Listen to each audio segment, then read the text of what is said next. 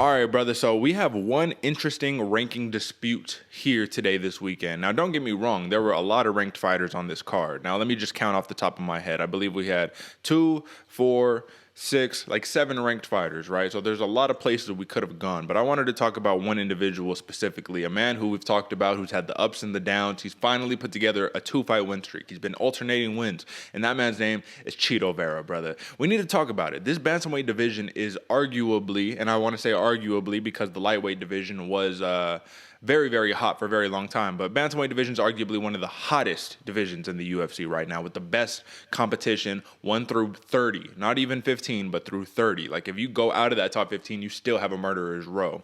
And as it stands right now, Marlon Vera came into the Frankie Edgar fight ranked number 13.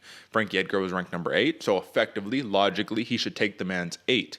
But the question becomes this, man, in our own personalized rankings, where exactly does Marlon Vera go? If he goes into the top 10, that means Marlon Vera must effectively fight top 10 fighters from here on out. That means the bar has been raised, and that means you got to keep the streak going. You cannot keep alternating these wins or you end up right back out of the top 10. So my question to you is, in terms of rankings, you have him ranked number 13 in your rankings. I have him ranked number 14. How high do you see the man going, and do you trust and believe that he will be able to stick around in this top 10 fighting these legit killers, these top 10 monsters right here? What do you think, brother? Well, trust and believe that he's going to continue this winning ways is a hard one because, like you said, Derek, that's an absolute murder's row up there. I'm looking at my rankings right now, and I have Frankie Edgar at number 7, and I do think that Marlon Vera has the skill and the capacity to be in that top 10 consistently. It's just not dropping fights like he did to Jose Aldo, to the other of the greats that are up there, right in that upper echelon of the bantamweight division. It's hard to say because he does. I feel like with what he has, the techniques, the skills, all the mindset, especially, he was talking about on his post-fight interview with Joe Rogan, he's got that immigrant mentality, which is a good way to go when you're fighting. You're getting scrappy in there. But he's throwing away rounds. He's throwing away that round one. He's a slow starter. He's kind of, lets the fight get started and then he gets started after. It's hard to do that when you got people like Merab Dvalishvili or like Rob Font, Corey Sandhagen, these dudes that are absolute cardio machines, TJ Dillashaw, these dudes that are absolute cardio machines that if you throw away that one round, well, they're still there for 2 and 3. They're not giving up. They're not getting tired. The holes in their game are not slipping. Personally, I do think I'm going to put him up pretty high, right around that 7 or 8 mark. We'll see exactly where he lies. I do think that he can get it done. It's just the consistency of it we'll see coming forward. Where are you going to be putting him, Derek? Well, I effectively have to take him at number 8. I have to give up Frankie Edgar's spot. That's the lay of the land. That's how we do these things here. But it does worry me a little bit because I feel like in his next fight, I could bump him right back out depending on who he's matched up with. If you look at, and this is a little preview to the matchmaking we'll do later, but if you look at the top 10 in the bantamweight division, really the top 8, they're pretty much all booked up except for just a few names. So it's going to be difficult. However, the reason why I ponder and I stress over this, AJ, is because if you look at the people that you're putting him in front of, you have to really ask, is he better than these fighters, right? So let me ask you, even though Cody Garbrandt has a fight lined up with Kai Kara-France at 125 pounds, is Marlon Vera better than Cody Garbrandt right now in terms of ranking? In my optically, I don't think so. I think Cody Garbrandt has done so much that he's still ahead of the pack on that, even though he's dropped a couple back and forth. But that being said, Marlon Vera has a stronger chance of getting it done than he did in the past. So that's close, but I still do think Cody Garbrandt's better. Would you rank him in front of Dominic Cruz? Yes, and that's just strictly because Dominic Cruz of yesteryear is not the Dominic Cruz we have today.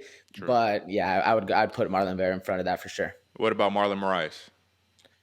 Yes, and same reason. Just because Marlon Moraes has just his last couple of fights haven't been as spectacular. He's kind of got a couple knockouts, but again, still very close. Still very close. Okay, I agree with you on all of those. The last one here is going to be very disputed because arguably the man never lost.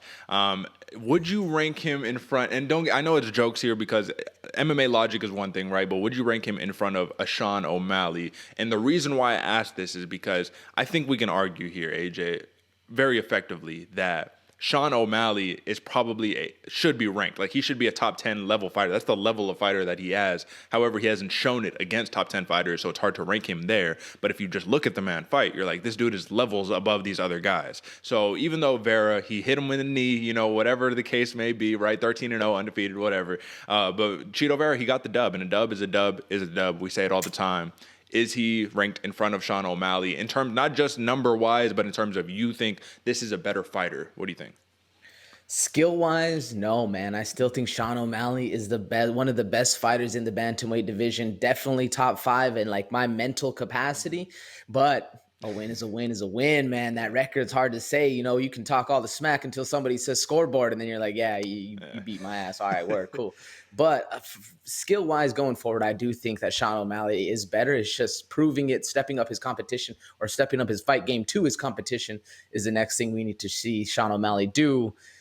I don't know. What do you think? No, I agree with you, man. You got to put Chito Vera in front, even though skill-wise, that's not exactly what I am seeing there in the cage. I mean, Marlon Vera, look at the beautiful front kick that he hit on Frankie Edgar. Like, it was fantastic. Technique was beautiful on point. He channeled his inner Anderson Silva. But at the end of the day, there's strikers and then there's strikers. You feel me? But then again, this is MMA and you got to be the total package. So looks like Marlon Chito Vera, excuse me, folks, will be ending somewhere around the 7-8 spot for us here in our own personal rankings. Probably take that 8 spot in the UFC's consensus rankings. But either way, this is a new name in the top 10, and you have to think beating the former lightweight champion who defended the belt 3 times has to put some real clout on your name to give you an opportunity to maybe get into that maybe number 5 spot for queued up to fight for the title, man. So interesting, but that's why we do the 60-second rankings review, folks. It's because we need to be able to justify and line these things up, try to understand and conceptualize where we're going here, man. But